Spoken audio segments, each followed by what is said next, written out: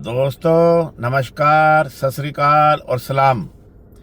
अब तक जॉर्ज रश्बी के द्वारा कुल मिलाकर के 11 नरभक्षी बब्बर शेरों को मार गिराया गया था और यह 15 बब्बर शेरों का एक ग्रुप था जिसने कुल मिलाकर के 1500 से लेकर के 2000 इंसानों को मारकर खा डाला था। और जॉर्ज रश्बी अपनी जान हथेली पर लेकर के लगातार इन बब्बर शेरों को जंगलों में ढूंढ ढूंढ करके पैदल शिकार कर रहे थे। और पिछले वाले पार्ट में मैंने आपको बताया है कि किस प्रकार से जॉर्ज रश्बी के द्वारा 2 शेरनियों को मार डाला गया था और उसके बाद में एक बब्बर शेर ने पीछे से आकर के जॉर्ज रश्बी के ऊपर हमला करने की कोशिश की थी, लेकिन उसने जॉर्ज रश्बी के ऊपर हमला नहीं किया। केवल 4-5 फीट की दूरी से वो जॉर्ज रश्बी को देखता रहा और उसके बाद वो जॉर्ज रश्बी को छोड़कर जैसे वो आया था वैसे ही चला गया था। और इसके बाद इसी नर बब्बर शेर से जॉर्ज रश्बी की दूसरी भिड़ंत हुई, दूसरी बार आमना सामना हुआ कुछ दिनों के बाद में। और उसमें जॉर्ज रश्बी ने किस प्रकार इस बब्बर शेर को मारा और कैसे इन बब्बर शेरों के आतंक को खत्म किया, यह मैं आज की स्टोरी में आपको सुनाऊंगा। इसके बाद आगे का घटनाक्रम क्या हुआ, कैसे जॉर्ज रश्बी के द्वारा उस मानव भक्षी नर बब्बर शेर को मार गिराया गया, वो सारा घटनाक्रम इस प्रकार से है। इन बचे हुए आदमखोरों में चालाकी अब सामान्य शेरों से भी ज्यादा आ गई थी। ये शेर उस इलाके का चप्पा चप्पा जानते थे, कब हमला करना है, किस रास्ते से आना है, किस दिशा में शिकार करने जाना है। ये वे मानवभक्षी शेर जो बच गए थे वे अच्छी तरह से जानते थे। यही कारण था कि लंबे समय से ये बचे हुए बब्बर शेर गेम स्काउट्स व जॉर्ज रश्बी से बचते फिर रहे थे। जॉर्ज रश्बी समझ गए थे कि इन बब्बर शेरों को मारने के लिए इनके बदले हुए व्यवहार और सोचने की जो ताकत जो इनके अंदर अब चेंज हो गई थी उसको समझने की जरूरत है। जिस प्रकार से ये बब्बर शेर सोचते हैं उसी प्रकार से जॉर्ज रश्बी को भी सोचना पड़ेगा, बल्कि इन बब्बर शेरों की सोच से भी आगे रश्बी को सोचना होगा। ये आदमखोर शेर अवसर मिलने पर हमला नहीं करते थे, बल्कि उचित अवसर का धैर्य पूर्वक इंतजार करते थे। जॉर्ज ने निश्चय किया कि अगर इन शेरों को मारना है तो उसको उतना ही ज्यादा धैर्य रखना होगा जितना ज्यादा धैर्य ये बब्बर शेर रख रहे हैं, बल्कि इन बब्बर शेरों से भी ज्यादा धैर्य जॉर्ज रश्बी को अब रखना होगा इन मानवभक्षी शेरों को मारने के लिए। 8वें दिन जॉर्ज रश्बी दूसरे दिनों के मुकाबले सुबह 5 बजे ही जंगल में निकल गए ताकि रात को गिरी ओस में उन मानवभक्षी बब्बर शेरों के पगमार्क मिल सकें, क्योंकि दिन चढ़ने के साथ ही ओस भी उड़ जाती है और पगमार्क या तो फीके पड़ जाते हैं या नष्ट हो जाते हैं। घासों पर सुबह की ओस अभी चमक रही थी, तभी जॉर्ज की निगाह जमीन पर पड़ी और उनके मुंह से निकल पड़ा, अरे ये तो ताजे पक्षिन है। ये पक्षिन इतने ताजे थे कि जान पड़ता है कि जो बब्बर शेर थे वे अभी कुछ मिनट पहले ही यहां से गुजरे थे। गेम स्काउट जुमा पीली जॉर्ज रश्बी के साथ था। निशानों का इन्वेस्टिगेशन जरूरी था और उससे भी जरूरी यह था कि इस सुबह के हल्के अंधेरे में कहीं आसपास शेर तो नहीं उपस्थित हैं। सो दोनों ने पूरे 10 मिनट तक झाड़ियों का, पेड़ों के नीचे का सारा इलाका चप्पा चप्पा अपनी आंखों से स्कैन किया। इसके बाद जो जॉर्ज थे वो घुटनों के बल बैठ गए और बड़े ध्यान से पगमार्क को देखने लगे। और उन पगमार्क को देखने के बाद जॉर्ज की आंखों में चमक आ गई। मन ही मन जो जॉर्ज रश्बी थे वो अपने आप से कह उठे, वाह अब तो खूब रंग जमेगा। यह तो वही विशाल नर शेर के पगमार्क हैं जो उस दिन 5 फीट की दूरी से मुझसे टकराया था और उसने मुझे छोड़ दिया था और मैंने उसे छोड़ दिया था। ऐसा सोचते हुए जॉर्ज रश्बी ने .404 की राइफल पर अपनी पकड़ मजबूत कर दी। उस नर बब्बर शेर के साथ साथ एक शेरनी के पग चिन्ह भी मिले हुए थे और इन दोनों जोड़े के जो पग चिन्ह थे वो जंगल की गहराइयों के अंदर जा रहे थे। जब वो शेर और शेरनी दोनों के पगमार्क जंगल की गहराइयों के अंदर गए और जॉर्ज रश्बी उनके पीछे पीछे और जुमा पीली जो उनके स्काउट थे वे भी उनके पीछे पीछे गए, जब तक बब्बर शेरों के पगमार्क मिलते रहे जॉर्ज रश्बी और जुमा पीली उनका पीछा करते हुए आगे बढ़ते रहे। जंगल के अंदर जाने के बाद में जब घना जंगल और झाड़ियों वाला जंगल शुरू हो गया तो इन शेरों के पगमार्क पहले तो धीरे धीरे कम होते गए और बाद में वो लुप्त ही हो गए और नज़र आना ही बंद हो गए। उसके बाद ये दोनों जने झाड़ियों के छितराए जाने से, पत्तियों के इधर उधर होने के जो साइन थे उनका सहारा लेते हुए कुछ कदम आगे बढ़े और आगे जा कर के ये वो निशान भी उन्हें नजर आने बंद हो गए, वे गुम हो गए। क्योंकि वक्त पड़ने के हिसाब से जो झाड़ियाँ छितरा जाती हैं, टेढ़ी हो जाती हैं, इधर उधर हो जाती हैं, या जो टहनियाँ मुड़ तुड़ जाती हैं वे सीधी हो जाती हैं, जिसकी वजह से ये जो साइन होते हैं ये भी दिखने बंद हो जाते हैं। और ये जो साइन है झाड़ियों के इधर उधर होने के, ये कोई भी बड़ी जो बिल्ली होती है, चाहे वो बाघ है, चाहे वो शेर है या लेपर्ड है, उनके निकलने के बाद कुछ मिनटों तक या आधे घंटे तक ही बनी रहती है। उसके बाद वक्त के बाद में ये झाड़ियाँ दोबारा से सीधी हो जाती हैं और फिर वो निशान दिखने बंद हो जाते हैं। और ठीक इसी प्रकार से वो निशान अब दिखने बंद हो गए तो ये दोनों जने एक जगह खड़े हो गए और आपस में विचार विमर्श करने लगे कि अब आगे कहाँ बढ़ा जाए। शेरों की आदतों को देखते हुए उन्होंने यह तो अंदाज़ा लगा लिया था कि इतनी सुबह जो शेर हैं वो सो नहीं सकते, वो जरूर आगे बढ़ गए होंगे। यह सोच करके उन्होंने यह निर्णय लिया कि अब आगे कहाँ बढ़ा जाए। तभी जॉर्ज रश्मी का ध्यान झाड़ियों में फंसे हुए बालों के एक गुच्छे की तरफ गया और जॉर्ज रश्मी बड़े ध्यान से उस बालों के गुच्छे को देखने लगे। और जब जॉर्ज रश्मी उस बालों के गुच्छे के पास गए तो उन्होंने देखा कि वो जो बाल फंसे हुए थे वे एक बब्बर शेर के बाल थे, बब्बर शेर के अयाल के बाल। अयाल मतलब जो बब्बर शेर के गर्दन के आसपास जो बालों का घना गुच्छा होता है उसके बाल थे। दरअसल में जब कोई मेल बब्बर शेर किसी झाड़ी में से निकलता है तो कभी कभी उसके जो अयाल होते हैं वो किसी झाड़ी में फंस जाते हैं और कुछ 2, 4, 5, 10 बालों का जो गिनती होती है वो टूट जाते हैं और फंसे रह जाते हैं। और बब्बर शेर अधिकतर मामलों में झाड़ियों के बीच में से निकलना अवॉइड करते हैं क्योंकि उनके जो सिर के बाल होते हैं वे इसमें फंस जाते हैं। और अगर बब्बर शेर को झाड़ियों के बीच में से ही निकलना हो तो वे सिर को थोड़ा सा नीचा कर लेते हैं, नीचा करके अपने कंधों से वे झाड़ियों को इधर उधर करते हुए फिर झाड़ियों के बीच में से निकलते हैं। अगर बब्बर शेर अपने सिर को सीधा ही रखेंगे या थोड़ा ऊपर रखेंगे तो उससे उनके जो अयाल है वो झाड़ियों में फंसते हैं। खासकर तब जब कोई बब्बर शेर किसी शिकार की घात में बैठा हो, किसी जानवर का पीछा कर रहा हो तो ये जो बाल हैं ये झाड़ियों में फंस करके आहट कर देते हैं। और इसी वजह से जो शेरनियां हैं वो बब्बर शेरों के मुकाबले घात लगाकर शिकार करने में ज़्यादा एक्सपर्ट होती हैं। बब्बर शेर इसी वजह से झाड़ियों में छिप करके घात नहीं लगा पाता, इन्हीं अयाल की वजह से। लेकिन ये जो अयाल होते हैं ये अगर बब्बर शेरों को नुकसान पहुंचाते हैं तो ये उनको फ़ायदा भी देते हैं। इनके फ़ायदे क्या है? फ़ायदा ये है कि बब्बर शेर इससे रोबीला नज़र आता है। दूसरी बात, जब नर बब्बर शेरों में आपस में लड़ाई होती है तो ये जो अयाल है ये गर्दन पर अटैक होने से बचाते हैं दूसरे दुश्मन बब्बर शेर के द्वारा। और इसके साथ साथ जिस बब्बर शेर के अयाल ज़्यादा घने और बड़े चमकीले होते हैं, जो शेरनियाँ होती हैं वो उनकी तरफ ज़्यादा आकर्षित होती है। बहरहाल मैं अपनी स्टोरी पर वापस आता हूँ। जब उन झाड़ियों में जॉर्ज रश्मी ने बब्बर शेर के बालों को फंसे हुए देखा तो उनकी आंखों में चमक आ गई और उन बालों को देख करके उन्होंने जो जुम्मा पीली थे स्काउट उनको बोला कि अब इस निशान के सहारे हम आगे बढ़ सकते हैं, ये बब्बर शेर के अयाल के ही बाल हैं। कुछ कदम आगे जाने के बाद में उन्हें फिर एक झाड़ी में बाल फंसे हुए नजर आए। इस प्रकार 3-4 जगह वे उन बालों को देखते हुए आगे बढ़ रहे थे और तभी उन्हें फिर कुछ टहनियाँ टूटी हुई मिल गई। उन टूटी हुई टहनियों को देख करके जो जॉर्ज रश्मी थे उन्होंने अंदाज़ा लगाया कि वे सही दिशा की तरफ बढ़ रहे हैं। बब्बर शेर और वो शेरनी इसी दिशा की तरफ से आगे गए हैं। कुछ आगे जाने पर बब्बर शेर के बालों का काफ़ी बड़ा गुच्छा उन्हें फिर झाड़ियों में फंसा हुआ मिला।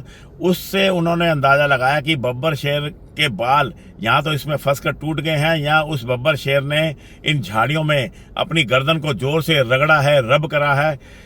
दरअसल में बब्बर शेरों के जो ये बाल होते हैं इनमें जो पिस्सू पड़े होते हैं उनसे खुजली भी होती है उनको और मक्खियाँ भी तंग करती हैं। उनसे निजात पाने के लिए कई बार ये बब्बर शेर अपने सिर को जिन झाड़ियों में रगड़ते हैं ताकि उसमें फंसे हुए जो खून के जो सूखे रेशे हैं, मांस के जो सूखे रेशे हैं, वे झड़ जाए और मक्खियों से, पिस्सुओं से उनकी जान बच जाए। और इस चक्कर में कई बार बालों के जो कुछ गुच्छे होते हैं वो झाड़ी में फंसे रह जाते हैं। और उस टूटे हुए गुच्छे को जॉर्ज रश्मि ने उठा करके देखा तो काफ़ी बड़ा गुच्छा था, 20-25 बालों का एक गुच्छा सा था। और उससे उन्होंने ये अंदाज़ा लगाया कि वे बिल्कुल सही दिशा की तरफ आगे बढ़ रहे हैं। आइए पता लगाते हैं कि एक घने जंगल के अंदर जो शिकारी हैं वो किस प्रकार से पैदल चलते हुए किसी शेर का, चाहे वो मानवभक्षी शेर हो चाहे कोई नॉर्मल शेर हो, उनका पीछा करते हैं, उनको ट्रैक करते हैं। अगर हवा ना चल रही हो तो सड़े हुए मांस की गंध रास्ते में कुछ देर तक बनी रहती है, और अगर हवा चल रही हो तो वो जो गंध होती है वो कुछ मिनटों के बाद ही उड़ जाती है। लेकिन अगर जंगल में हवा नहीं चल रही या कम चल रही है तो जो सड़े हुए मांस की जो स्मेल है वो उस रास्ते में बनी रहती है कुछ समय के लिए, जिस रास्ते में से ये बड़ी बिल्ली निकलती है, चाहे वो शेर निकले हो चाहे बाघ निकला हो। और जो अनुभवी ट्रैकर या शिकारी इन स्मेल को देख करके ही अंदाज़ा लगा लेते हैं कि यहाँ से वो शेर निकला है। इसके अलावा बालों की ज़मीन से ऊंचाई को देखकर भी यह अंदाज़ा लग जाता है कि गुजरने वाला नर शेर कितना बड़ा था। लेकिन शेर का पीछा करते हुए शिकारी कई निशानों को एक साथ देखते हैं। वे पंजे के निशानों को देखते हैं, दबी हुई घासों को देखते हैं, टूटी चटकी हुई टहनियों को देखते हैं, फंसे हुए बालों को देखते हैं, सड़े मांस की गंध की स्मेल को अनुभव करते हैं, उसका पीछा करते हैं। और यदि शेर घायल हो तो खून की बूंदों के निशानों का भी पीछा किया जाता है। जंगल में शाकाहारी जानवरों की द्वारा अलार्म कॉल जो दी जाती है उससे भी इनको अंदाज़ा लग जाता है कि यह जो बड़ी बिल्ली है या शेर है या बाघ है वो किस दिशा की तरफ गए हैं। शेर के मलमूत्र के निशानों का भी वो सहारा लेते हैं। मक्खियों की भिनभिनाहट की आवाज़ से और मक्खियों को भगाने के लिए पूंछ फटकारने की आवाज़ से भी इन बब्बर शेरों का या टाइगर का या लेपर्ड का पीछा करते हुए ये जो शिकारी होते हैं ये ट्रैक करते हैं। और इस प्रकार बालों के मिलते जाने से और कुछ दबी हुई पत्तियों के और झाड़ियों के टूटे हुए टहनियों के निशानों का पीछा करते हुए जो जॉर्ज रश्मि थे और जुमा पिली थे वे करीब 100-125 गज झाड़ियों के अंदर धीरे धीरे आगे बढ़ते गए। और उसके बाद में अचानक से उनको एक अजीब सी आहट की आवाज़ आई जो उनकी दाईं तरफ करीब 70-80 गज की दूरी से आई थी। यह आवाज़ कुछ ऐसी थी जैसे कोई जानवर जमीन पर लेटा हुआ है और वो पूंछ को जोर से फटकारता है। दरअसल में जिस दिशा की तरफ ये जॉर्ज रश्मि और जुमा पिली जा रहे थे वहाँ से 70-80 गज की दूरी पर वो बब्बर शेर और वो शेरनी लेटे हुए थे। और शेरों को दोस्तों मक्खियाँ बहुत तंग करती हैं और इन मक्खियों से निजात पाने के लिए ये जो शेर होते हैं ये अपनी पूंछ को फटकारते हैं। जान पड़ता है वो जो बब्बर शेर था वो लेटा हुआ था और मक्खियों को, मच्छरों को भगाने के लिए लेटे लेटे अपनी पूंछ को फटकार रहा था। यह जो पूंछ फटकारने की क्रिया होती है यह शेर और सभी बड़ी बिल्लियां नींद के अंदर लेटे लेटे स्वाभाविक रूप से हिलाते हैं ताकि मक्खी मच्छर उड़ जाएं। और इस आवाज़ को जब जुमा पिली और जॉर्ज रश्मि ने सुना तो वह पत्थर की तरह एकदम शांत खड़े हो गए और वे दोबारा से उस आहट को सुनने के लिए कानों से सुनने लगे कि आहट कहाँ से आई है, लेकिन दोबारा ये आवाज़ नहीं आई। तो इससे वे काफ़ी कश्मकश में फंस गए, शंकालू बन गए और अब उनको ये नहीं समझ आ रहा था कि किस दिशा की तरफ बढ़ा जाए, आगे जाया जाए या जिस दिशा से आवाज़ आई है उस दिशा की तरफ जाया जाए। कुछ देर खड़े रहने के बाद में जब दोबारा आवाज़ नहीं आई तो इन्होंने निर्णय लिया कि उस दिशा की तरफ जाया जाए जिधर से आवाज़ आ रही है। धीरे धीरे बड़े ही सधे हुए कदमों से वे जब आगे बढ़े तो एक एक झाड़ी के नीचे का हिस्सा वे अपनी नज़रों से स्कैन करते जा रहे थे। और कुछ कदम चलने के बाद में जो जॉर्ज थे वो आगे चल रहे थे और जुमा पिली उनके पीछे चल रहे थे। जॉर्ज को बब्बर शेर की पूंछ का पिछला सिरा नजर आया और उसके बाद उन्होंने हाथ उठा करके जुमा पिली को होशियार कर दिया कि उन्हें कुछ नजर आ गया है। बड़ी देर तक दोनों जने शांति से वहाँ खड़े रहे। फिर उसके बाद धीरे धीरे एक कदम आगे बढ़ाते हुए जब आगे बढ़े तो अब पूरी पूंछ जो जॉर्ज रश्मि थे उनको बब्बर शेर की नज़र आई। उसके बाद उस बब्बर शेर का पिछले पैर भी नजर आए। और इन पूंछों को देख करके और इन पैरों को देख करके अभी उनको ये अंदाजा नहीं हो रहा था कि ये मेल बब्बर शेर है या ये शेरनी है। लेकिन चाहे शेर हो या शेरनी, कोई तो वहां पर लेटा हुआ है। और अभी वो उनसे करीब 60-70 गज की दूरी पर ही थे। और इतनी दूरी से वो गोली तो चला सकते थे, लेकिन ये जो गोली थी ये उसको पंगु बना देती, घायल कर देती। और घायल होकर के अगर शेर भाग जाता तो उसका पीछा करके मारना बहुत कठिन काम होता। और अगर शेर पलट कर हमला कर देता तो वो और भी कठिन काम हो जाता। इसलिए उसको एक ही गोली में मारने के लिए उसकी पूरी शरीर सामने दिखाई देना जरूरी था। इसलिए वे थोड़ा सा पीछे हटे। पीछे हट करके उन्होंने हल्का सा एक चक्कर लगाया। चक्कर लगा करके जब वो थोड़ा आगे बढ़े तो उनको नजर आ गया कि वो एक मेल बब्बर शेर लेटा हुआ था, क्योंकि उसके जो गर्दन के पास के अयाल थे वो उनको थोड़े थोड़े नजर आने लगे थे। जैसा कि मैंने आपको पहले भी बताया है कि शेरों को मक्खियां और मच्छर बहुत तंग करते हैं। अब सवाल ये पैदा होता है कि शेरों को मक्खियां क्यों तंग करती हैं। दरअसल में बब्बर शेर जो होते हैं उनके गर्दन पर अयाल होते हैं, घने बालों का एक गुच्छा होता है। उन घने बालों के गुच्छे में जब शेर भोजन करता है तो मांस के कुछ रेशे उसमें फंस जाते हैं। और उन फंसे हुए रेशों की वजह से जो मक्खियां हैं ये इन बब्बर शेरों की तरफ आकर्षित होती हैं। ये जो मक्खियां होती हैं या मच्छर होते हैं ये फीमेल जो शेरनियां होती हैं उनकी बजाय जो मेल शेर होते हैं उनको कुछ अधिक तंग करती हैं, क्योंकि उनके घने बाल गर्दन के चारों तरफ जो होते हैं उनमें जो मांस के रेशे होते हैं वे धीरे धीरे सड़ने भी लगते हैं। कुछ मांस के रेशे तो वक्त पड़ने के साथ ही सूख करके नीचे गिर जाते हैं। और कभी कभी इनमें खून भी लगा रह जाता है। और खून लगा होने से भी इनको मक्खियां और मच्छर खून सूख जाने के बावजूद भी इनको तंग करते हैं। और इन बब्बर शेरों के पास कोई कंघी तो होती नहीं जिससे वो कंघी कर कर अपने बालों को संवार लें। हालांकि ये जो बब्बर शेर होते हैं ये अपनी जीभ के द्वारा अपने आप को साफ रखने की कोशिश करते हैं। अपना जो सिर है उसको जोर से हिलाते हैं जिससे कि जो मांस के रेशे हैं या खून का जो सूखे हुए हिस्से हैं वे झड़ जाएं। लेकिन फिर भी कुछ ना कुछ उन पर लगा ही रह जाता है। और एक मेन चीज ये है कि जब बब्बर शेर के अलावा जो टाइगर है वो भी जब मांस खाता है, मीट खाते हैं, तो उनके भी खून लग जाता है, उनके भी मांस के रेशे चिपक जाते हैं। लेकिन बब्बर शेरों के मुकाबले जो टाइगर होते हैं उनके पास इतने बड़े बाल नहीं होते गर्दन के आसपास। और इसके अलावा जो टाइगर है उसको नहाने की, पानी के अंदर जाने की आदत होती है। और एक टाइगर हमेशा, एक बाघ हमेशा ही भोजन करने के बाद में पानी के पास जाता है और पोखरे में घंटों बैठा रहता है, खासकर गर्मियों के दिनों में। इवन सर्दियों के अंदर भी बाघ जो है वो पानी के आसपास ही बना रहता है। बाघ को पानी बहुत पसंद आता है। इसके मुकाबले जो लेपर्ड होता है वो पानी को ज़्यादा पसंद नहीं करता, लेकिन वो भी अपने शरीर पर मांस के रेशे नहीं लगे रहने देता। खाली समय में जो लेपर्ड है वो अपनी जीभ से अपने पंजों को चाट चाट करके अपने शरीर से मांस का रेशा रेशा अलग कर देता है। और बब्बर शेर भी ऐसा ही करते हैं, लेकिन बब्बर शेरों की गर्दन के पास उनकी जीभ नहीं पहुंच पाती।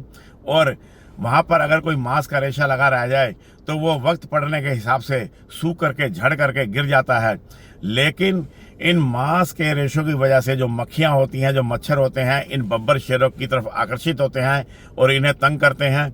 इन जो बड़े बड़े जो बाल होते हैं जिनको अयाल बोलते हैं हिंदी में, इन बब्बर शेरों के गले के आसपास जो बाल हैं इनके अंदर पिस्सू भी पड़ जाते हैं, जुएं भी पड़ जाती हैं, परजीवी पड़ जाते हैं। और ये जो परजीवी हैं, ये जो खटमल जैसे जो परजीवी जानवर होते हैं, पिस्सू होते हैं, ये इन बब्बर शेरों का खून चूसते हैं, इनको तंग करते हैं। और इनसे भी जान छुड़ाने के लिए प्रकृति ने एक व्यवस्था अफ्रीका में कर रखी है। वो व्यवस्था यह है कि ऑक्स पैकर नाम का एक बर्ड अफ्रीका के जंगलों में पाया जाता है। यह ऑक्स पैकर नाम का जो बर्ड है यह परजीवी खाता है, जुओं को खाता है, पिस्सुओं को खाता है। और ये बब्बर शेरों के शरीर के ऊपर बैठ करके चुन चुन करके बालों में से परजीवियों को, पिस्सुओं को निकाल कर खाता है जब बब्बर शेर आराम करते हैं। और इन ऑक्सपैकर बर्ड से इन बब्बर शेरों को कोई परेशानी नहीं होती, वो इनको इग्नोर करते हैं। इसके अलावा यह जो ऑक्सपैकर नाम का जो बर्ड है यह गैंडे के ऊपर भी बैठा मिलता है, वहाँ भी परजीवी और पिस्सुओं को उनकी खालों के बीच की दरारों में से निकाल कर खाता है। जो ऑक्सपैकर नाम का जो बर्ड होता है यह 2 तरह का फायदा इन जानवरों का करता है, और इस ऑक्सपैकर बर्ड ने उस बब्बर शेर का 2 तरीके से फायदा किया। पहला फायदा तो ये कि वो उसके शरीर में से पिस्सुओं को और जुओं को निकाल कर खाता है। दूसरा फायदा ये कि जब कोई दूसरा जानवर वहां पर पास में आता है, चाहे वो शिकारी कोई जानवर हो या फिर कोई इंसान हो या किसी और तरह का कोई भी जानवर हो, तो ये जो ऑक्सपैकर नाम का जो बर्ड होता है यह उड़ जाता है और उड़कर वो चिल्लाता हुआ, शोर मचाता हुआ उड़ता है, और वो इस बब्बर शेर को या किसी दूसरे जानवर को जिसके शरीर से यह जुएं निकाल कर खाता है उसको चेतावनी देने के लिए यह नहीं उड़ता। यह उड़ता है घबरा करके उस जानवर को या इंसान को देख करके, जिसको देख करके ये डर जाता है और उड़ जाता है। लेकिन उसके उड़ने से और चिल्ला करके बोलने की वजह से वो वाला जानवर जिसके ऊपर बैठा ये पिस्सू खा रहा होता है वो तो होशियार हो जाता है, वो तो अलर्ट हो जाता है इनकी आवाज़ से। और यही घटना उसमें हुई। यह जो ऑक्सपैकर बर्ड था इसने उस बब्बर शेर को चेतावनी देने के लिए आवाज़ नहीं की थी और ना ही वो उड़ा था। वो उड़ा था अपनी सुरक्षा के लिए। जॉर्ज रश्बी को और जुमा पिली को देख करके जैसे ही वो ऑक्सपैकर बर्ड उनकी विपरीत दिशा में, जिस दिशा की तरफ से जॉर्ज रश्बी आ रहे थे उसकी दूसरी वाली दिशा की तरफ वो उड़ा और साथ में उड़ते हुए वो तेजी से चिल्लाया भी। तो उसकी चिल्लाने की आवाज़ को सुन करके वो जो बब्बर शेर था वो गर्दन घुमा करके देखने लगा, और जैसे ही उसने गर्दन घुमा करके देखा तो उसको सामने ही जॉर्ज रश्बी नजर आया। जॉर्ज रश्बी को नजर तो आ ही जाना था, उसने अपने आप को छुपाया ही कहाँ था। करीब 50-60 गज की दूरी पर जॉर्ज रश्बी निशाना लेने के लिए अपनी राइफल को निशाने पर ले ही रहे थे कि इतने में वो जो पक्षी था वो शोर मचा करके उड़ा, और वो जो बब्बर शेर था उसने मुड़ करके जॉर्ज रश्बी को देखा और दोनों की निगाहें अब दूसरी बार आमने सामने हो गई। इससे पहले कुछ दिन पहले ही उस बब्बर शेर का जॉर्ज रश्बी से सामना हुआ था, और यह अब दूसरे बार था कि इस शेर का जॉर्ज रश्बी से आमना सामना हुआ। पहले वाले मामले में तो वो बब्बर शेर जॉर्ज रश्बी को छोड़ करके चला गया था, लेकिन इस मामले में जॉर्ज रश्बी उसको बिल्कुल छोड़ना नहीं चाहता था। उसने शरीर का निशाना तो ले लिया था, लेकिन जब शेर ने अपनी गर्दन को घुमाया तो जॉर्ज रश्बी ने सोचा कि क्यों ना इसके सिर का निशाना लिया जाए। वो शेर जो उस दिन जॉर्ज रश्बी को 5-6 फीट की दूरी से नजर आया था, उस दिन जॉर्ज रश्बी को बहुत ही खूंखार और खतरनाक नजर आया था, और आज वो बब्बर शेर बिल्कुल एक आम बब्बर शेर की तरह उसे नजर आ रहा था। शायद वो अपनी साथिन के साथ लेटा हुआ था, और यह भी हो सकता है कि भरपेट भोजन करके वो संतुष्टि के साथ वहां पर पड़ा हुआ हो। और जिस प्रकार उस दिन जॉर्ज रश्बी ने बड़े आश्चर्यचकित निगाहों से मुड़ करके बब्बर शेर को देखा था, और आज बब्बर शेर अपनी गर्दन को घुमा करके बड़े ही आश्चर्यजनक निगाहों से जॉर्ज रश्बी को देख रहा था। और जॉर्ज रश्बी ने जैसे ही उस बब्बर शेर का निशाना, सिर का निशाना लेने के लिए अपनी राइफल को थोड़ा सा ऊपर उठाया, क्योंकि जॉर्ज रश्बी पहले तो उसकी पेट का निशाना ले रहे थे, लेकिन जब उसने गर्दन उठा करके देखा तो जॉर्ज रश्बी ने सोचा कि क्यों ना इसकी अब गर्दन का या सिर का निशाना लिया जाए। लेकिन इससे पहले कि जॉर्ज रश्बी निशाना लेते, एक झटके में ही वो बब्बर शेर खड़ा हो गया, और खड़ा होकर के उसने एक गंभीर गर्जना की, और गर्जना करते ही वो सीधा ही जॉर्ज रश्बी की तरफ दौड़ पड़ा। जैसे ही वो बब्बर शेर जॉर्ज रश्बी की तरफ दौड़ा और अब शुरू होने वाली थी जॉर्ज रश्बी की असली परीक्षा।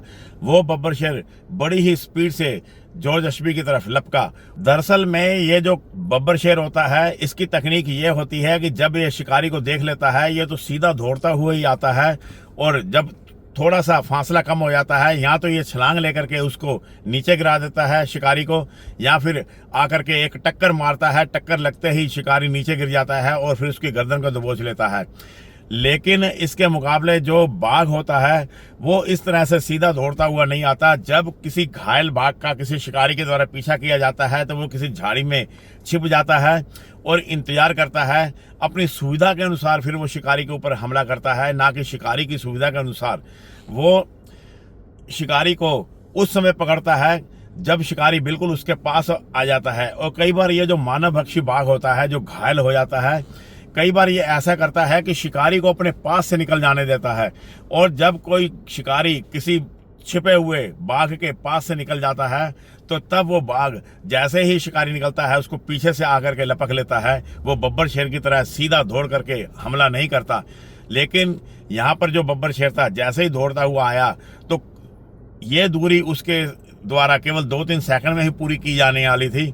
जॉर्ज रश्बी ने तुरंत निशाना लेकर के ट्रिगर दबा दिया और एक धमाके के साथ में जो गोली थी वो बब्बर शेर की छाती के अंदर घुस करके उसके फेफड़ों को फाड़ती हुई उसके दिल में जा घुसी, और उसके बाद में बब्बर शेर वहीं पर गिर गया, और गिरने के बाद में धीरे धीरे उसका शरीर अकड़ता चला गया और कुछ ही पलों में उसका काम तमाम हो गया। और इस प्रकार जॉर्ज रश्बी की एक ही गोली में उस बब्बर शेर को मार गिराया जिस बब्बर शेर ने 1500 इंसानों का शिकार किया था। लेकिन उस बब्बर शेर के साथ में ही उसकी जो साथिन शेरनी भी सोई हुई थी। जैसे ही जॉर्ज रश्बी ने उस बब्बर शेर का निशाना लिया था और बब्बर शेर गुर्राया था तो उसके पीछे जो जुमा पिली खड़ा था वो तुरंत दाहिनी तरफ आ गया और उसने उस शेरनी का निशाना लिया। इससे पहले कि शेरनी उठ करके जंगल की तरफ भागती, जुमा पिली ने निशाना लिया और एक के बाद 2 गोलियां उस शेरनी को दे मारी और उस शेरनी का भी काम तमाम हो गया। कुछ कदम जाने के बाद में वो शेरनी गिर गई और गिरने के बाद में वो भी अपनी जान से हाथ धो बैठी। इस प्रकार 1500 इंसानों को मारकर खा जाने वाले इन 2 शेरों का जुम्मा पिली और जॉर्ज रश्बी के द्वारा शिकार कर लिया गया था। इससे पहले 11 बब्बर शेरों को मारा गया था, 2 और मार डाले गए और इस प्रकार कुल मिलाकर के 13 बब्बर शेर अब तक खत्म कर डाले गए थे। और कुछ बब्बर शेर जो 2-3 थे वे घायल होकर के चले गए थे और दोबारा फिर वो कभी नहीं मिले। हो सकता है जंगल की गहराइयों में कहीं वो मरा गए होंगे। इस प्रकार नोजम्बे के सभी मानवभक्षी 15 बब्बर शेरों को मार डाला गया था जॉर्ज रश्बी के द्वारा, और इसके बाद में जो मानव भक्षण की घटनाएं थी वे बंद हो गई थी। लेकिन वहाँ के जो स्थानीय लोग थे वो तो यही मानते थे कि वे जो माता मुल्ला मंगेरा नाम का तांत्रिक था उसने अपने बब्बर शेरों को वापस बुला लिया है, इसलिए मानव भक्षण की घटनाएं समाप्त हो गई हैं। लेकिन जो भी हो, जॉर्ज रश्बी के द्वारा जब उन सभी बब्बर शेरों को मार डाला गया तो मानव भक्षण की घटनाएं बंद हो गई थी। उसके बाद में जॉर्ज रश्बी को सीनियर गेम वार्डन बना दिया गया और जॉर्ज रश्बी के अथक प्रयासों के द्वारा ही रूआहा नेशनल पार्क की स्थापना 1951 में की गई थी। ये जो रूआहा नाम का नेशनल पार्क है इसमें अफ्रीका के कुल बब्बर शेरों के 10 से 12% बब्बर शेरों का निवास है और ये आज भी तंजानिया में स्थित है। इस प्रकार इन दुनिया के सबसे खूंखार मानवभक्षी बब्बर शेरों की स्टोरी यहीं पर समाप्त हो जाती है। इसके बाद मैं कोई नई स्टोरी लेकर के आऊँगा, या तो टाइगर की स्टोरी लाऊंगा या लेपर्ड की स्टोरी लाऊंगा। तब तक अपना ध्यान रखना मेरे साथियों। नमस्कार, सत श्री अकाल और सलाम साथियों।